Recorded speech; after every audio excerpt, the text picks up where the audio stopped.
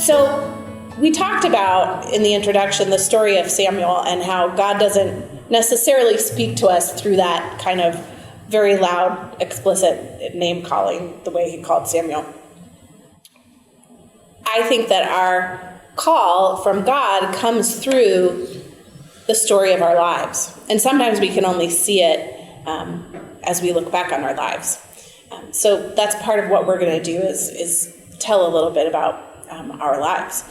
So John is going first. And John, I just would ask you to start from the beginning and tell us a little bit about your faith background. Good question, Katie.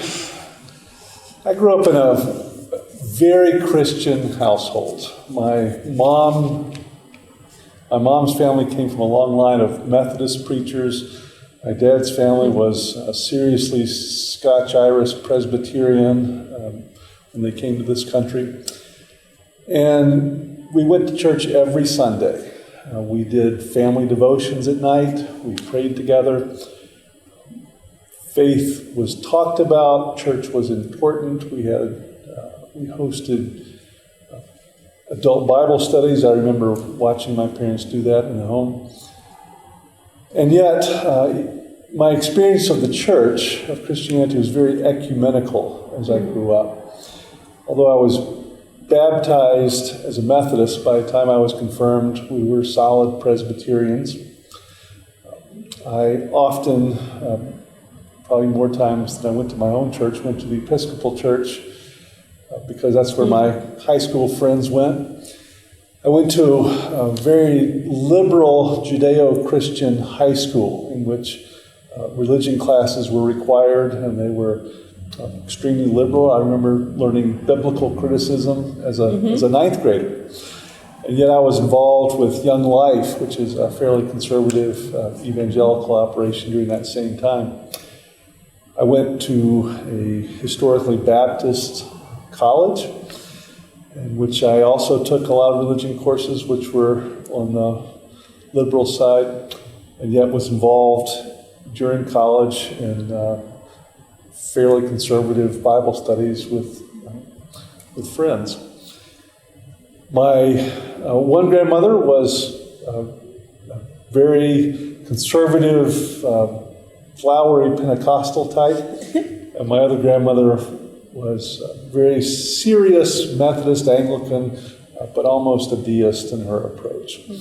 So with that ecumenical or eclectic upbringing in the faith, it never occurred to me that there was one path or that one tradition had the monopoly on the truth. That I believe I was enriched from every experience of Christianity that I had as I was growing up, and value that in the world today.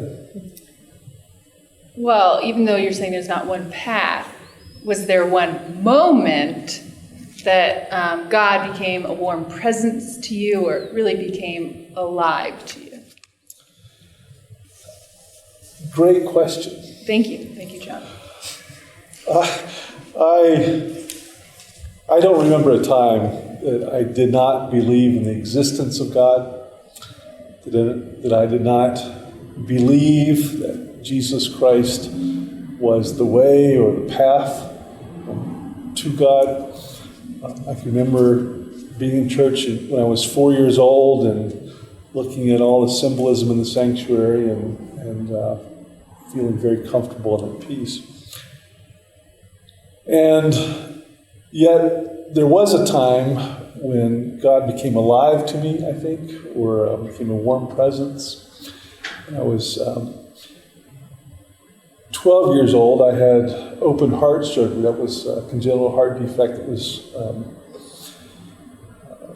had to be repaired.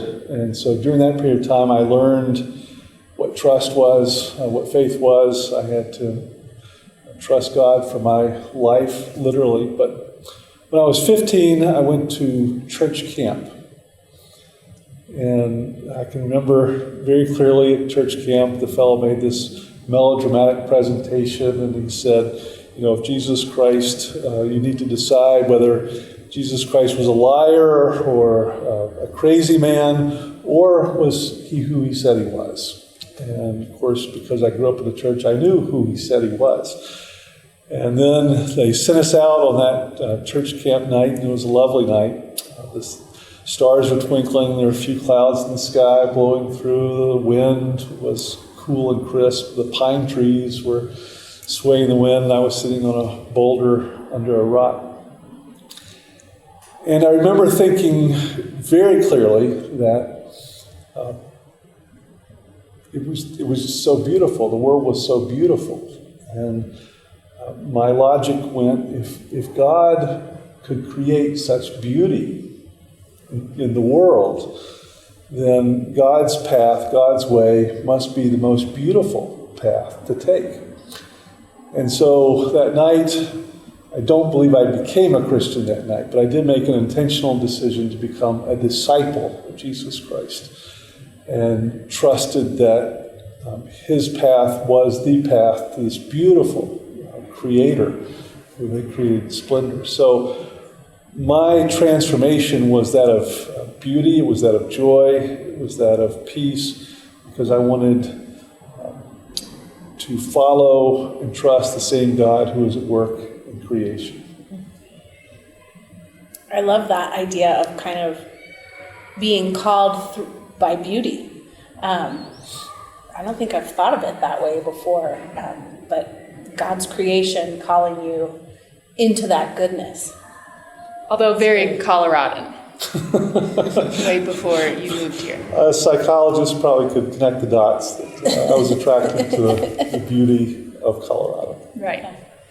So you said you kind of made a decision that day based on this beauty logic, which I love, or creation logic. So how did that kind of change who you were in the world? Made a tremendous difference. I think prior to that, church was something that I just did. It was just a facet of life that was taken for granted and automatic.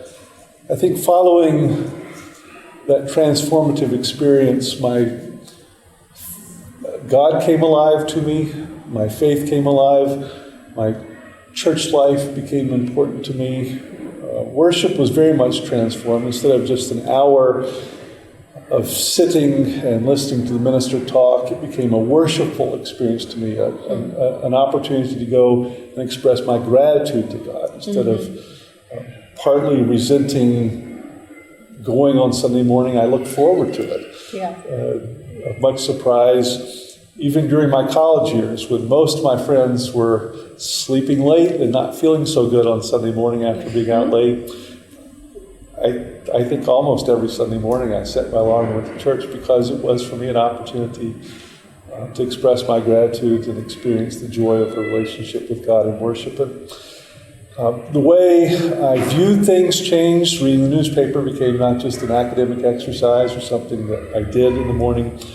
It became an opportunity to reflect upon what God expected me to do in the world. How should I as a Christian respond to injustice? How can I as a Christian create peace? How can I do things that Jesus Christ calls me to do to make a difference in the world? So instead of just living my life and going from day to day and being concerned about myself and my own existence, I became very concerned for the world, the people of the world, and the values of Jesus that I see: justice, peace, love, and to create joy and beauty, which was part of my transformative experience. That's a really great story. Thank you for telling it. Thank you.